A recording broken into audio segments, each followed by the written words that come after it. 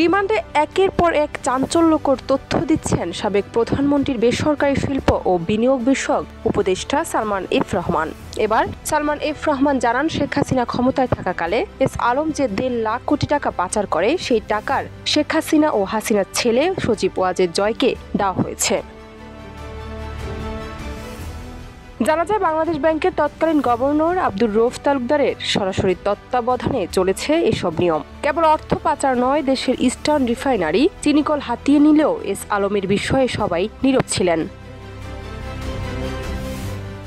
গ্রেফতারের পর থেকেই ঢাকা মহানগর গোয়েন্দা পুলিশের হেফাজতে রয়েছেন সালমান এফ রহমান। তার দাবি, শেখ পরিবারের অতি লোভের কারণেই দেশের অর্থনৈতিক অবস্থা এতটা শোচনীয় হয়েছে। তাতে সব সময় সায় দিতেন সরকারের শীর্ষস্থানীয় কিছু ব্যক্তি।